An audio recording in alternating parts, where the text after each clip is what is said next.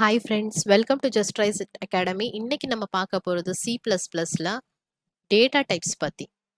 So ஏற்கனவே சிலையும் நம்ம டேட்டா டைப்ஸ் பற்றி பார்த்துருக்கோம். ஸோ C++லேயும் டேட்டா டைப்ஸ் இருக்கு. User define data types, built in data types, derived data types.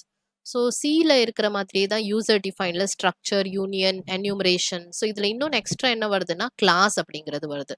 So class வந்து நம்ம C++ல புதுசாக இன்ட்ரடியூஸ் பண்ணியிருக்கோம். ஸோ இது வந்து யூசர் டிஃபைன் டேட்டா டைப்.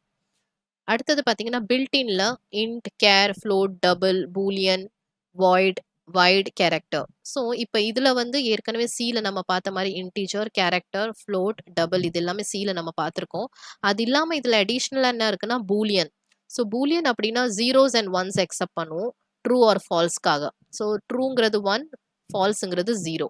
அடுத்தது பார்த்தீங்கன்னா வைட் கேரக்டர். ஸோ கேரக்டர் மாதிரியே இருக்கும் வைட் கேரக்டர். என்ன டிஃப்ரென்ஸ் அப்படின்னா இதோட சைஸ் வந்து டபுளாக இருக்கும். கேரக்டரோட சைஸ் 1 பைட்டாக இருந்தால் வைட் கேரக்டரோட சைஸ் வந்து 2 பைட்ஸாக இருக்கும்.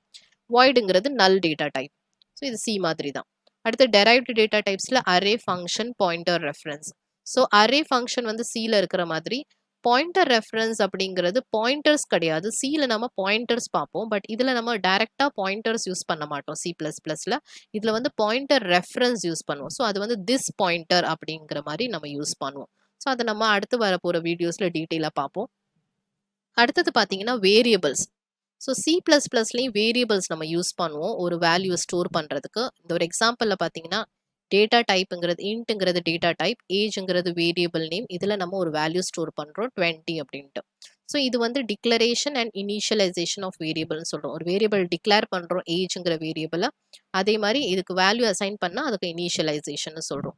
ஸோ 20 அப்படிங்கிற இதுக்கு 20ங்கிற வேல்யூக்கு நம்ம வந்து மெமரி ரிசர்வ் பண்ணுறோம். ஸோ டேட்டா டைப் இன்ட்டுங்கிறதுனால 2 பைட்ஸ் அப்படிங்கிற மாதிரி நம்ம வந்து அதுக்கேற்ற மாதிரி நம்ம மெமரியை ரிசர்வ் பண்ணுறோம் இந்த வேரியபிளுக்கு. ஸோ வேரியபிள்ஸ்லேயே நிறைய டைப்ஸ் இருக்கு. ஸோ ஃபர்ஸ்ட் முக்கியமாக 2 டைப் நம்ம பார்ப்போம். என்ன குளோபல் வேரியபிள், இன்னொன்று லோக்கல் வேரியபிள்.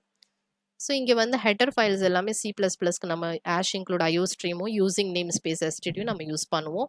அதுக்கப்புறம் மெயின் ஃபங்க்ஷன் ஸ்டார்ட் ஆகிறதுக்கு முன்னாடியே நம்ம வந்து யூஸ் பண்ணுற வேரியபிள் நம்ம டிஃபைன் பண்ணியிருக்கோம். இந்த குளோபல் அப்படிங்கிற ஒரு வேரியபிளை 5ங்கிற வேல்யூ வச்சு நம்ம இனிஷியலைஸ் பண்ணியிருக்கோம். ஸோ மெயின் ஃபங்க்ஷனுக்கு வெளியே பண்ணுறது வந்து இது குளோபல் வேரியபிள்.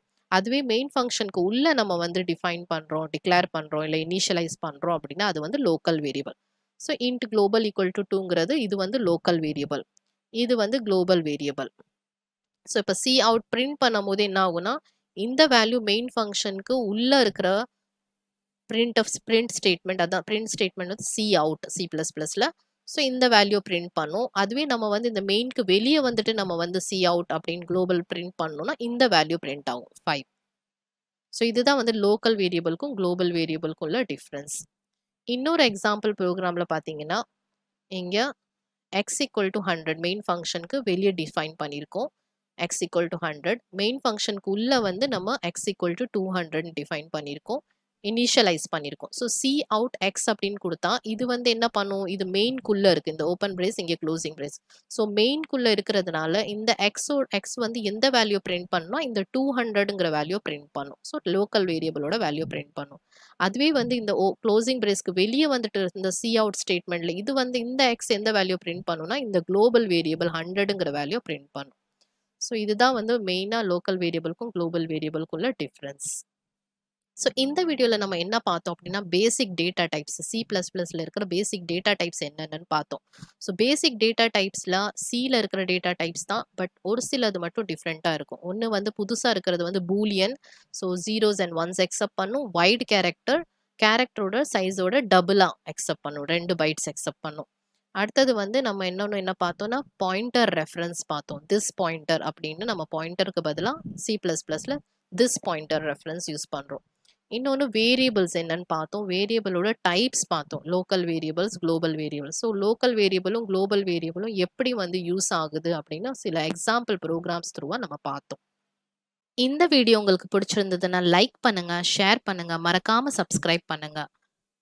உங்களுக்கு C++ ப்ரோக்ராமிங் பற்றி இன்னும் டீட்டெயிலாக தெரிஞ்சுக்கணும்னு ஆசைப்பட்டீங்கன்னா ஆன்லைன் லைவ் கிளாஸஸ் போயிட்டு இருக்கு. கீழே இருக்கிற டிஸ்கிரிப்ஷனில் கொடுத்துருக்கிற லிங்கை கிளிக் பண்ணி ஜாயின் பண்ணுங்க. தேங்க்யூ.